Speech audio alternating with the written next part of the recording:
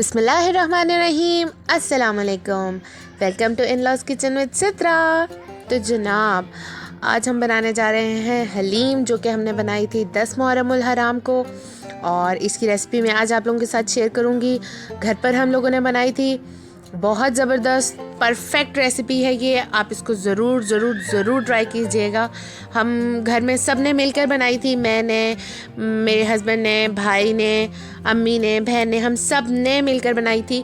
तो चलिए देखते हैं कि रेसिपी कैसी है और हमने इसको कैसे बनाया था। तो लेट्स स्टार्ट। तो यहाँ पर सबसे पहले हमने ले ली थी 1 किलो चने की दाल, 1 पाव मसूर की दाल, 1 पाव माश की दाल और 1 पाव मूंग की दाल। इन चारों दालों को हमने अच्छे से साफ़ कर लिया और उसके बाद इन सब दालों को हम तकरीबन 2 से 3 घंटे के लिए भिगो कर रख देंगे। और चने की दाल अलग रखी थी और बाकी ये मूंग, मसूर और माश की दाल एक साथ। ये रही 1 किलो जौ और आधा किलो गेहूँ। इसको हमने 4 घंटे भिगो कर रखा था, साफ़ करके अच्छे से। गेहूँ और जौ को हमने एक साथ भिगो दिया था। इसको तकरीबन 4 घंटे हो चुके हैं भीगे हुए। और अब जो है वो हम इन दालों को बॉईल करने के लिए रखेंगे। जो गेहूँ और जौ है उसको हमने एक ही पैन में डबल पानी करके हमने इनको बॉईल होने के लिए रख दिया है, गेहूँ और जौ को एक पतीले में। और इसको हम इतना गला लेंगे। अभी आप देखें कि तकरीबन 4 घंटे भीगने के बाद ये इतनी सॉफ्ट हो चुकी है कि हाथ से ज़रा दबाने से ये टूट रही है। तो इसको हमने 4 घंटे भिगोने के बाद अब इसको पानी में रख दिया है, डबल पानी करके, दुगना पानी करके। और साथ ही साथ यहाँ पर 2 चाय के चम्मच हल्दी और 3 से 4 तेज़ पत्ते, ये हम इसमें बॉईल होते हुए साथ ही डाल देंगे और इसको खूब अच्छा सा गला लेंगे हलवा होने तक। अब यहाँ पर जो हमारी दालें थीं, चने की दाल, मूंग की दाल, माश की दाल और मसूर की दाल, इन सारों को हमने 2 घंटे भिगो के रखा। उसके बाद उनका पानी गिरा दिया और इन सब दालों को एक पतीले में डाल लिया है। और अब हम इनको भी अच्छे से गला लेंगे। इसमें भी तकरीबन 1 से 2 मतलब डबल पानी जो है हमने इसमें भी डाल दिया था और इनको भी हम खूब अच्छे से गला लेंगे। ये हमारी जो गेहूँ और जौ थी वो पक रही है। बीच बीच में आप चम्मच चलाते रहिएगा ताकि जो है ये अच्छे से मिक्स होते रहें सारी दालें वगैरह और ज़बरदस्त किस्म की गल जाए। और ये हमारी चने, मूंग, मसूर की दाल है, इसमें भी हम हल्दी डाल देंगे।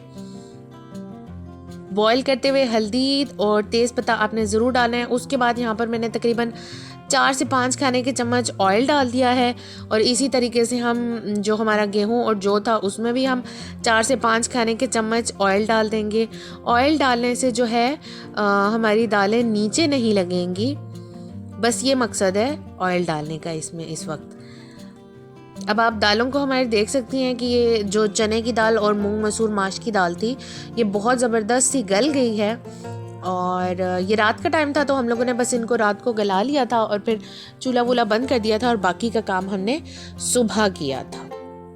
और ये रही हमारी गेहूं और जौ, और ये भी अल्हम्दुलिल्लाह बहुत ज़बरदस्त गल चुकी है। आप देखेंगे जो गेहूं और जौ का दाना था वो फट चुका है।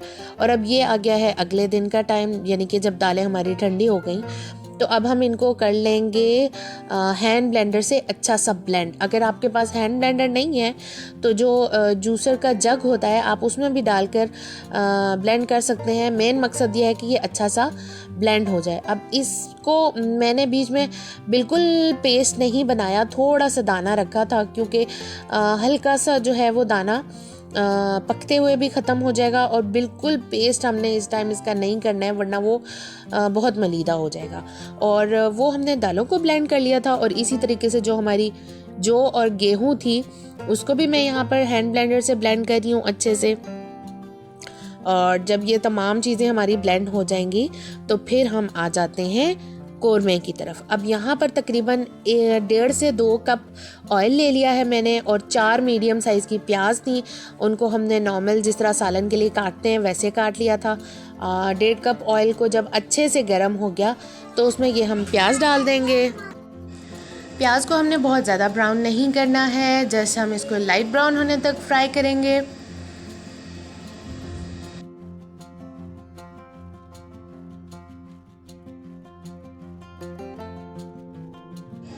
प्याज जब हमारा साइडों से ब्राउन होना शुरू होगा तो अब यहाँ पर हमने तकरीबन 3 किलो के करीब गोश्त ले लिया था। 3 किलो ये गोश्त है और इसके हमने पसंदे शेप में कटवा लिया था, लंबा लंबा सा। उससे ये होगा, पसंदों की शेप में कटवाने से ये होगा कि ये इसके जो रेशे होते हैं वो बहुत ज़बरदस्त बनेंगे। ये मैं आपको दिखा रही हूँ कि आप देखें, ये हमने इसके बड़े बड़े पीसेस कटवा लिए थे पसंदों की शेप में। तो बस अब हम इसको ज़रा सा हल्का सा ऑयल में पका लेंगे, इतना कि गोश्त का सिर्फ कलर चेंज हो जाए।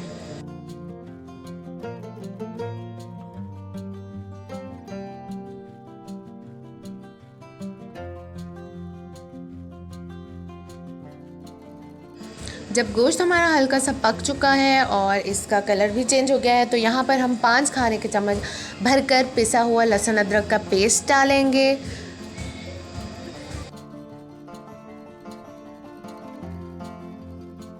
उसके साथ हमने इसमें शामिल कर दिया है 3 खाने के चम्मच भर के नमक के, 1.5 खाने का चम्मच ज़ीरा, उसके अलावा 2 से 3 इंच के टुकड़े दालचीनी के, 3 बड़ी वाली काली इलायचियाँ, आधा खाने का चम्मच काली मिर्च साबुत और 10 से 12 लौंग साबुत, 1 चाय का चम्मच हल्दी और 3 खाने के चम्मच पिसी लाल मिर्चें और नमक। और पिसी लाल मिर्च आप अपने टेस्ट के हिसाब से भी रख सकते हैं, लेकिन ये जो रेशो मैं आपको दे रही हूँ ये इस क्वांटिटी के लिए बिल्कुल परफेक्ट था।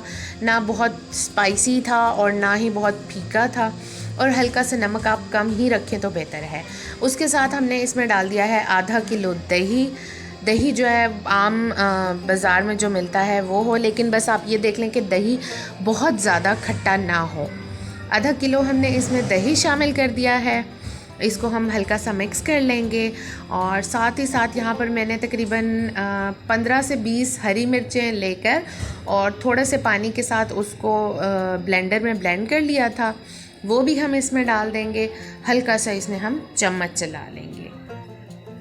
यहाँ पर हमने क्या किया था कि ये हमारे पास 2 लीटर यखनी है। हमने तकरीबन 1 से 1.5 किलो के करीब हड्डियाँ ली थी, जो गाय की हड्डियाँ होती हैं, और उनको हमने 2 से 2.5 लीटर पानी में गला लिया था। जब खूब अच्छा सा गल गया तो वो हमने यखनी हड्डियों के तैयार कर ली।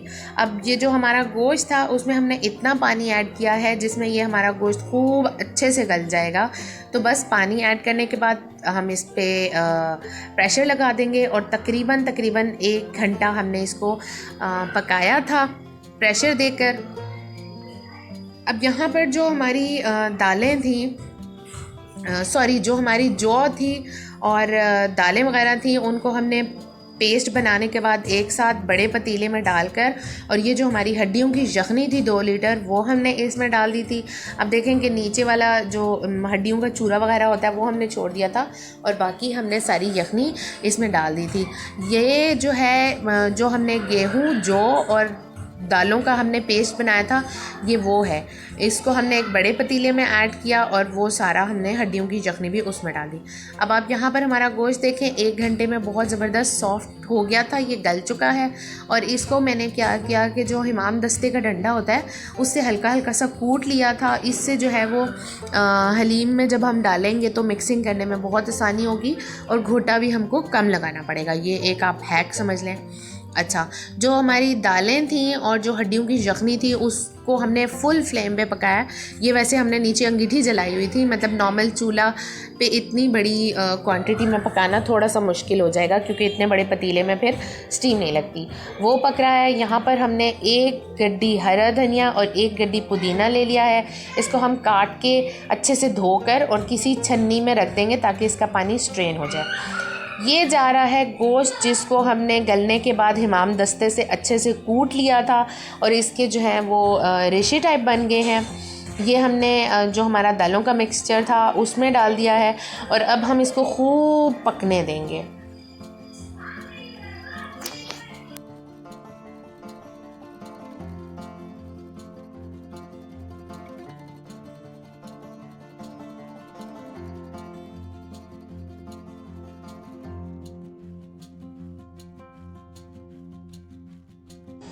चम्मच आपने मुसलसल बीच में चलाते रहना है हर 1 से 2 मिनट के बाद, ताकि जो है वो नीचे लगना ना शुरू हो जाए। हमारी हलीम स्पेशली गोश्त जो है वो नीचे बैठना शुरू हो जाता है इस स्टेज पे, तो आपने बार बार चम्मच चलाते रहना है।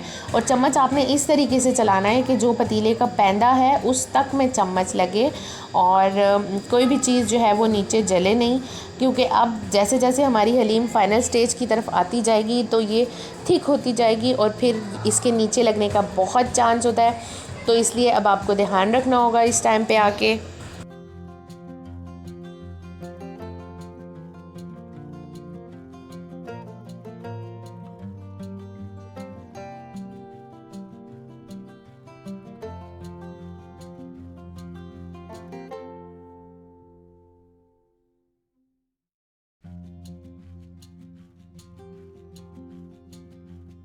यहाँ पर आप देख सकते हैं कि अल्हम्दुलिल्लाह कितनी ज़बरदस्त हमारी हलीम पक रही है।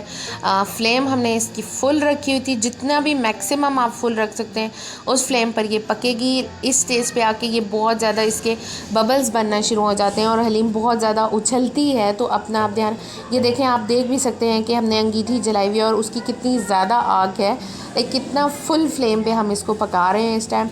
जितनी ज़्यादा तेज़ आग पे ये पकेगी उतनी ही अच्छी पकेगी। चम्मच आपने मुसलसल चलाते रहना है ताकि कोई भी चीज़ नीचे ना लगे, और अपने हाथों को बहुत बचाना है क्योंकि इस टाइम हलीम बहुत उबलती है, बहुत उछलती है क्योंकि वो थिक हो रही होती है। तो बहुत ज़्यादा ये उछल के लगती है हाथों पे, और इसका टेम्परेचर इस टाइम इतना शदीद गर्म होता है कि ये खाल उतार सकती है।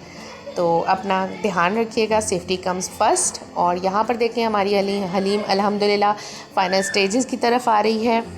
और जितनी देर तक अब हमारी हलीम फ़ाइनल होगी, तो यहाँ पर हमने भगार के लिए प्याज बारीक बारीक काट लिया था, पतले स्लाइसेस में काट लिया था और ऑयल गरम कर लिया है।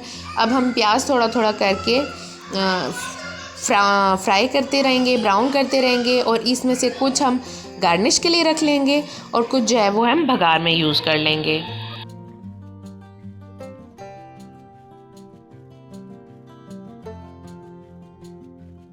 अब यहाँ पर आप देखें कि हमारा प्याज अल्हम्दुलिल्लाह ब्राउन हो चुका है। तो तकरीबन ½ लीटर के करीब हमने ऑयल ले लिया और उसमें 2 मीडियम साइज़ के प्याज, उनको बारीक बारीक काट कर हमने फ्राई कर लिया। और वो अब हम हलीम का चूल्हा बंद करके ये भगार हम हलीम में डाल देंगे, हल्का सा इसको मिक्स कर लेंगे। अब यहाँ पर आपने चूल्हा बंद कर देना है, वरना जो है हलीम आपकी मज़ीद से मज़ीद थिक होती जाएगी और फिर वो बहुत ज़्यादा एक्स्ट्रा थिक हो जाएगी। प्याज का भगार लगाने के बाद जो हमने हरा धनिया और पुदीना काट के रखा था, उसमें से थोड़ा सा हमने गार्निशिंग के लिए बाउल में गार्निश करने के लिए निकाल लिया है, बाकी हमने हलीम में डाल दिया है। और बस ये हमारी हलीम अल्हम्दुलिल्लाह तैयार है और इसको अब हम डिश आउट करेंगे और आप इसकी फ़ाइनल प्रेजेंटेशन देखें। हमने ये अपने नेबर्स में और फैमिली वगैरह में भेजा था, सबको बहुत पसंद आया था, ये बहुत मज़े का था।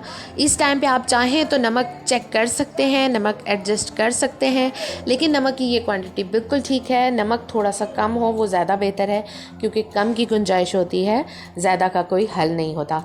बाज़ लोग नमक कम खाना पसंद करते हैं, बाज़ लोग नमक ज़्यादा खाना पसंद करते हैं, तो हर बंदा अपने टेस्ट के हिसाब से एडजस्ट कर सकता है। और जब आप इतनी ज़्यादा क्वांटिटी में कोई चीज़ बनाएं तो मैं यही रेकमेंड करूँगी कि नमक और मिर्चें थोड़ी सी कम ही रखें, तो वो ज़्यादा बेहतर है।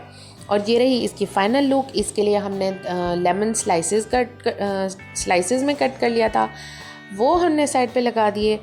उसके अलावा जो हमने हरा धनिया और पुदीना रखा था, थोड़ा सा वो हम इसमें गार्निश कर देंगे। और उसके अलावा हमने अदरक रखी थी जूलियन कट करके, वो हम इस पे बारीक बारीक जो अदरक हमने कट की थी वो हम इस पर गार्निश करेंगे। और उसके अलावा जो हमने भगार का प्याज बचाया था थोड़ा सा, वो हम इस पर गार्निश करेंगे। तो अल्हम्दुलिल्लाह देखिए कितनी ज़बरदस्त लग रही है देखने में, और बहुत यमी बनी थी अल्हम्दुलिल्लाह। सब लोगों को बहुत पसंद आई थी। इसका नमक, मिर्च, हर चीज़ बिल्कुल परफेक्ट थी। बहुत ज़बरदस्त इसका हलीम तैयार हुआ था। आप इसको ज़रूर ट्राई कीजिएगा और कमेंट सेक्शन में भी बताइएगा कि आपके घर वालों को ये कैसी लगी। अगर आप इतनी ज़्यादा क्वांटिटी में नहीं बनाना चाह रहे हैं या आप ट्राई करने के लिए कम क्वांटिटी में बनाना चाह रहे हैं तो आप इसकी क्वांटिटी को हाफ़ कर दें। हर चीज़ को आप 2 से डिवाइड करते जाएंगे तो रेसिपी हाफ़ हो जाएगी। और बस अब आप इसकी फ़ाइनल लुक देखें।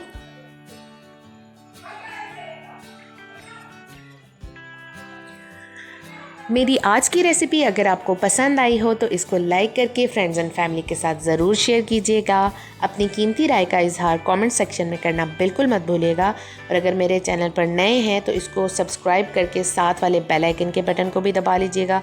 ये बिल्कुल फ्री है और ऐसा करने से मेरी हर नई आने वाली वीडियो सबसे पहले आप तक पहुँचेगी। जज़ाकल्लाह, अल्लाह हाफ़िज़।